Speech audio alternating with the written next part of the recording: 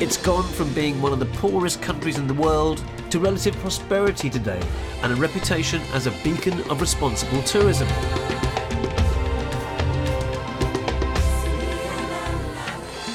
The Republic of Botswana has been on quite a journey in its 50 years of independence.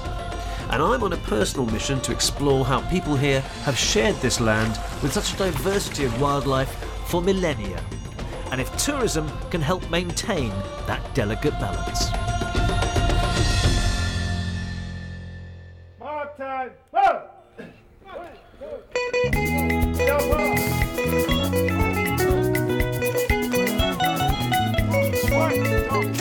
The big day, the 50th anniversary, draws ever nearer, and rehearsals are well underway. Half a century of independence is a big deal for the people of Botswana, who've seen their country overcome some major hurdles. We had few schools. The only schools that were there were built by the missionaries. So it has been a journey where one could say we were starting from nothing. And there have been some serious crises. At one point, the country had the world's highest rate of HIV infection. But sensible treatment and prevention programs mean that the worst is over. When one talks of the 50th celebrations of this country, and when one looks back, you just say, you know, there is a lot that as a nation we really need to celebrate. Inside the barracks, the military band are feeling their way through a traditional favourite. But let's see how they cope with a more cavalier interpretation. Do you want to have a go? Yeah. Let's try that.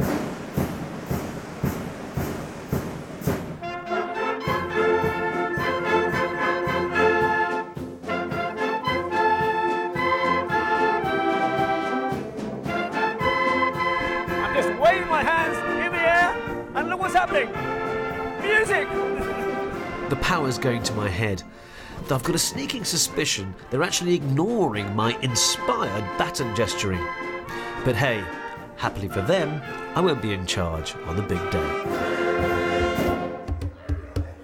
With just a few 100,000 residents, the capital, Gaborone, in the southeast of the country, doesn't really fit the stereotype of a bustling, noisy African city. Can I try your hat? What do you think? Beautiful. Nice. Come on.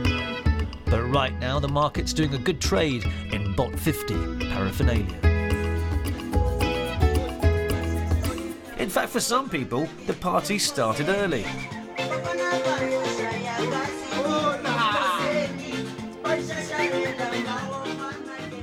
As an international trader, diamonds have been Botswana's best friend throughout most of its independence.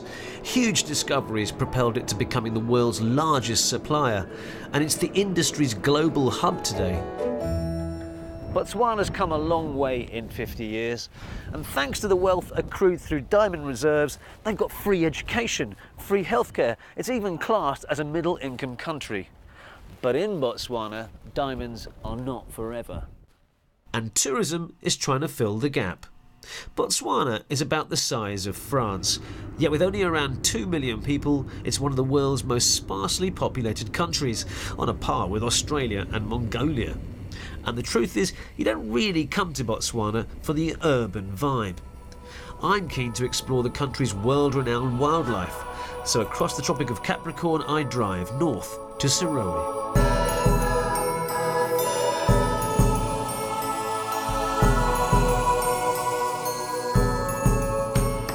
Botswana boasts more African elephants per square mile than any other country in the world, and it's a glorious sight.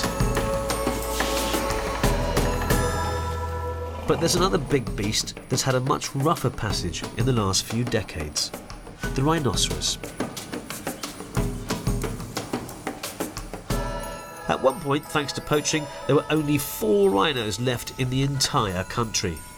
Kama is a sanctuary dedicated to ensuring their future survival.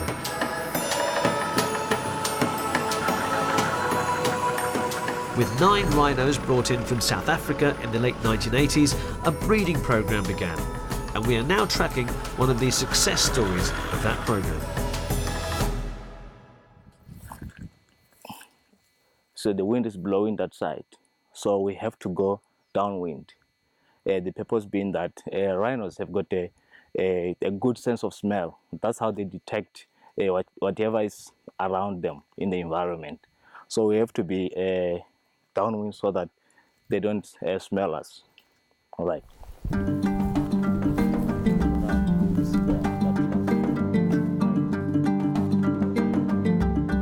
It's fascinating because Nyam has explained to me that you can tell that the rhinos don't feel threatened because they're actually moving quite slowly, and you can tell they're moving slowly by their actual footprints.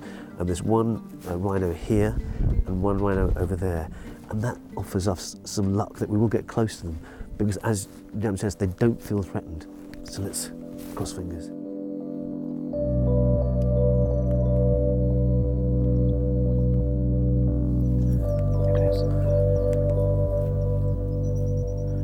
Just spotted them. Yes.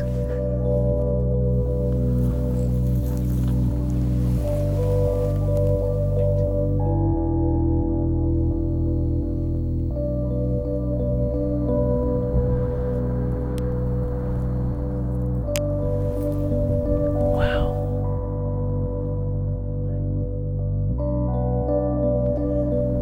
Okay, we're going to take a bit of a risk.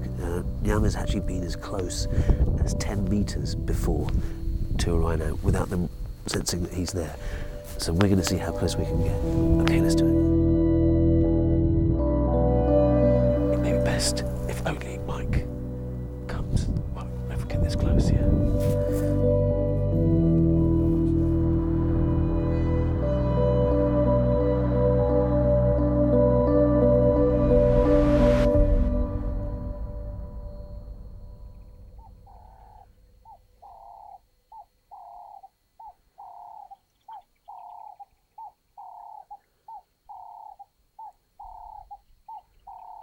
It's hard to grasp.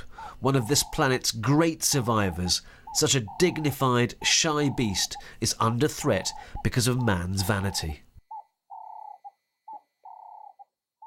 200 rhinos have been successfully bred here, and today around 75 reside in the Kama Sanctuary. But this isn't the end of the story, because other neighbouring countries are now sending rhino into Botswana as a protected haven from poachers. I travelled northwest from Serowe to Chiefs Island to see how successful this project is, in the company of the most committed advocate of wildlife conservation I've ever met.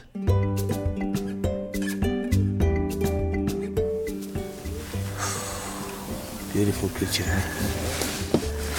Beautiful, beautiful creature. Well, of course I'm biased.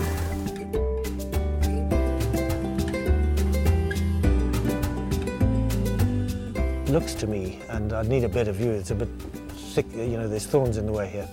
But we're looking at a mother and a calf. Now that calf is born in Botswana. That calf is a product of the mother is a product of the translocation, but she's met a bull here and she's bred that calf. So that in itself is success. That excites me. That should excite anybody that's interested in conservation right there. Today, rhino horns are highly valued for their supposed medicinal and ornamental properties, especially in Asia. The latest round of poaching is a massive threat because of technologies, GPS units, satellite telephones that are being used by the modern syndicates, you know. So the modern guys are a distinct threat, right? Between the two rhinos in front of us, MAP estimates there's a market value of $120,000 worth of illegal rhino horn. It is an international effort, but the threat comes from continents away, and they use neighbouring states as, you know, sort of clearing stations. So this effort to look after these rhinos, prevent poaching, has to be international by description. It is not an effort that can be carried out in Botswana alone. And conservation is Botswana's main focus these days. The mantra for tourism is high quality, low impact. In other words, discouraging mass tourism in favour of more expensive but also more responsible camps. And the latest trend in that is mobile safari, essentially pop-up sites that prevent local wildlife becoming too habituated to human prisons.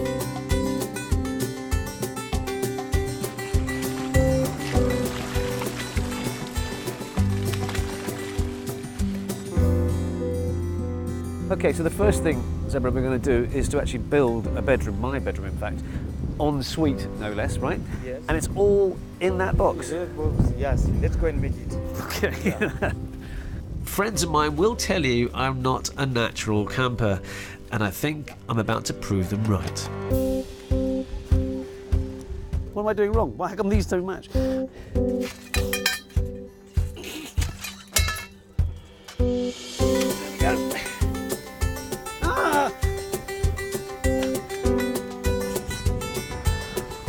bit dizzy. Oops. I think it's the curse of Rajan Datar. The whole thing's collapsed again.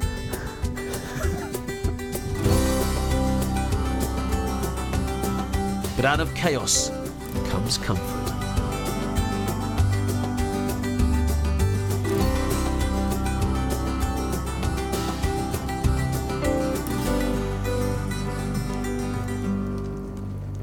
Do you know what? I've never been in this situation before. Wildlife roaming free. In fact, I can hear a lion just over there. No rangers, no guns, no Wi-Fi coverage, no mobile phone coverage. And I'm just about to go to bed in a tent by myself.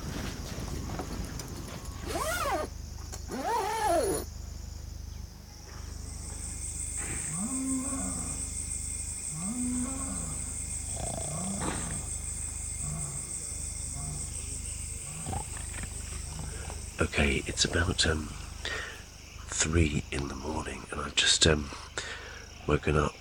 I'm woken up by something, a noise outside.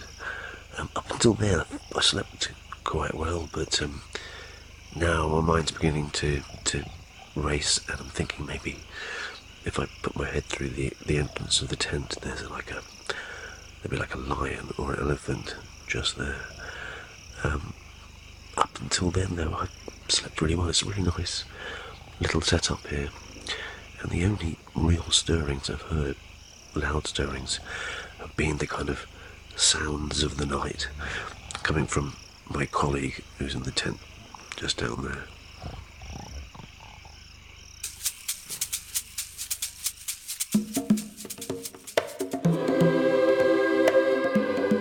Sunrise and a spectacular journey across the mighty Kalahari, a desert which covers some 80% of the country. Now this is what I really imagine when I think desert. Vast, stark, dry, flat stretches of landscape, and so dusty when a car or the wind whips up the sand. And there are perils to driving through this terrain. So here we have the hazards of driving a two-wheel drive car in the middle of this really heavy, thick sand. This car is stuck, and we are going to try and help to rescue her. Do you want to push there, right? Does that help? Probably not.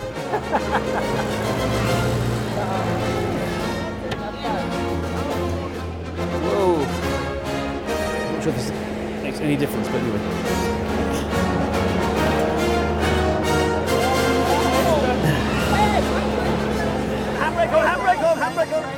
Handbrake! I'm not quite sure what's happening now. Are you going to pull this by yourself now?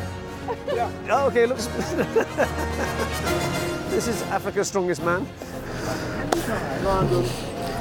Don't go back in that fast. Yes, I'm very confident that... Oh, it's done it! It's done it. I think we are talking success! Yay!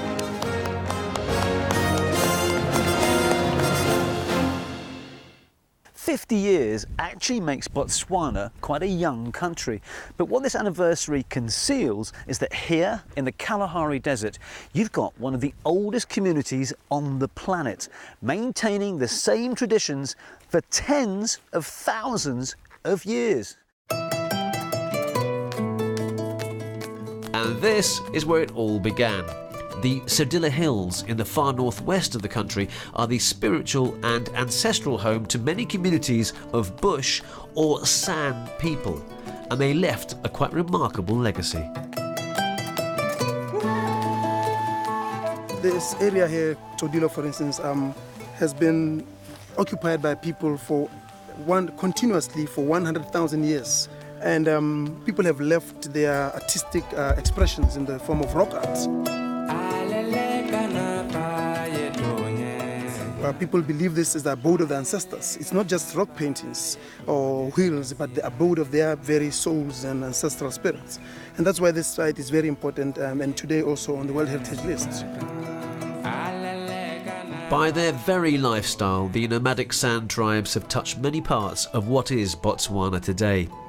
And I'm interested in finding out how they're coping in a contemporary world where they're not allowed to hunt and have lost land and access to natural resources. So onwards to the outskirts of the town of Ganzi in western Botswana, close to the Namibian border. Settlements like these were created as part of a controversial government relocation program designed to integrate the San people into mainstream society. People like Bolanda. Can you show me your hut? This is where you actually live and sleep, yeah? Yeah. This is a far cry from the nomadic hunting and gathering lifestyle of her forefathers. 4 times a year they move to 4 different areas. Then when the seasons change, they also move to another direction. So they were very sensitive to movement of animals. The living conditions here are a good illustration of the sometimes uneasy mix of the traditional with the contemporary. You can see the traditional pot here.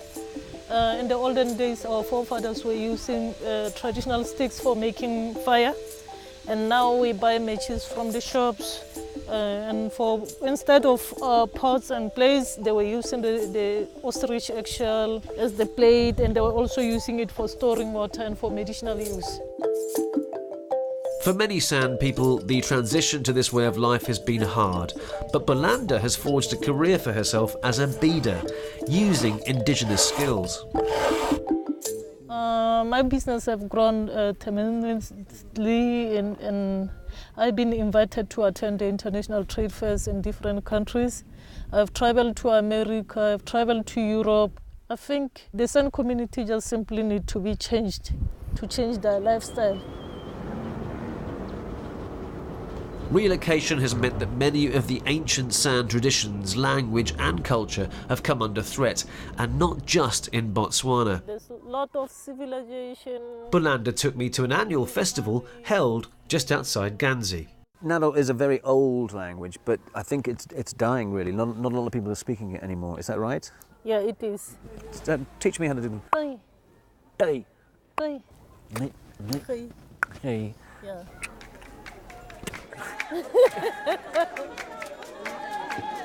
At this festival, different tribes from all over southern Africa gather to promote and celebrate endangered cultural practices.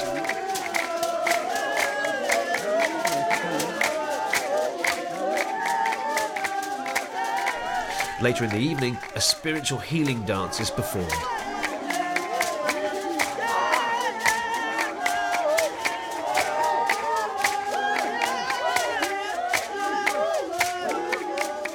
In the olden days, it was only performed when somebody's sick, when they are moving around dancing. That's when they touch the patient, and then they talk to the traditional gods to take the evil spirits out. The whole event is under the banner of celebrating Botswana's 50th birthday, but Bolanda is sceptical about it having any real meaning for her community.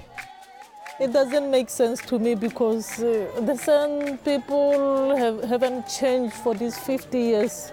Their lives are just going down, down, down every day. Even if you visit them in the settlements, there's a lot of poverty, a lot of unemployment. So this is not really one way where we can celebrate. The San people do only represent a small minority of the Botswanan population, but they are highly symbolic. It may need more than a healing ritual like this to remedy this issue.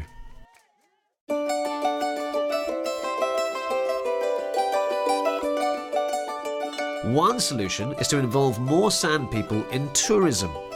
That's been successfully achieved by other communities in locally run schemes in the Okavango Delta in the north.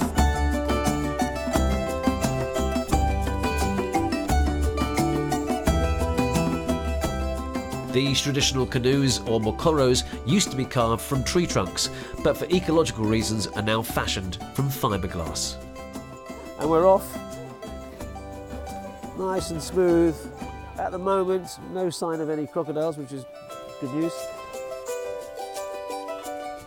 Richard first learnt the technique of poling at the age of 9 from his father, but the Mokoro tradition goes back centuries. In olden days, they go out using mukoro for hunting, go fishing, and gathering wild berries. In olden days, there were several villages, small villages, or they lived in islands. So when they visit each other, so they use mukoro as their transport. Do you think you will always stay here? I'll say yes, because it's where I originated. So all my friends, I have to ask them to come to visit me in this paradise.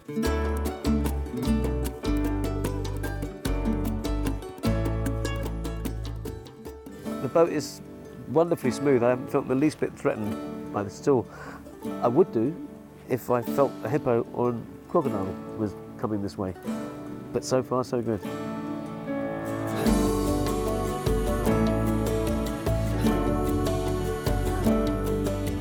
It's been an epic journey crisscrossing Botswana. 8 plane trips and some hard slogs, driving more than 3,000 kilometres on rough terrain. It's not necessarily a cheap place to travel in.